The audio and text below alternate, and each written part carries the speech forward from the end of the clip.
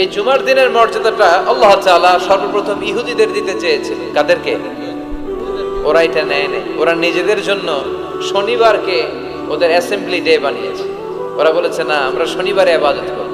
এই দিনটা আল্লাহ তাআলা নাসারাদেরকে দিতে চেয়েছে, তারাও নেয় নাই। তারা রবিবারকে তাদের ইবাদতের দিন হিসেবে চুজ করেছে। অবশেষে আল্লাহ তাআলা আমাদেরকে এই দিনটা দিতে চাইলেন, আমরা কোনো কথা ছাড়াই গ্রহণ করলাম আর ধন্য হয়ে গেলাম।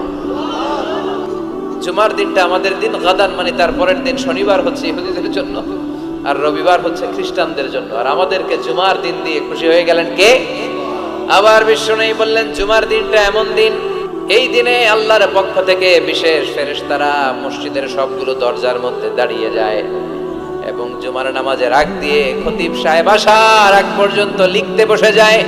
কে কে মসজিদে ঢুকে নামগুলো তারা কাউন্ট করে, এন্ট্রি করে। সর্বপ্রথম জুমার সালাত আদায়ের জন্য যে মসজিদে ঢুকে, আল্লাহর রাস্তায় উট কুরবানি করলে যেই সওয়াব, ওই ব্যক্তির আমলনামায় আল্লাহ ওই সওয়াব দান করে দেয়। ওনার পরে যে ঢুকবে ফালাহু বাকারা, তার জন্য গরু কুরবানির সওয়াব। 3 নম্বরে যে ঢুকবে ফালাহুল কাবশা, তার জন্য ছাগল কুরবানির সওয়াব। 4 নম্বরে যে ঢুকবে তার জন্য ফালাহু আদ-দাজাজা, মুরগি কুরবানির সওয়াব। 5 নম্বরে যে ঢুকবে তার জন্য আল বাইদা, ডিম কুরবানির সওয়াব। সুবহানাল্লাহ পড়ে। এরপরে ইমাম সাহেব যখন খুতবা দেওয়ার জন্য চলে আসে, ফেরেশতারাও বসে যায়, খুতবা শুনতে শুরু করে। সুবহানাল্লাহ পড়ে। আবার বিশ্বনবী জুমার দিনকে লক্ষ্য করে বললেন, এক জুমা থেকে আরেক জুমার মাঝখানে যে 7টা দিন আছে, জুমার কারণে 7 দিনে যে গুনাহগুলো হয়, গুনাহগুলো জড়িয়ে দেয় কে?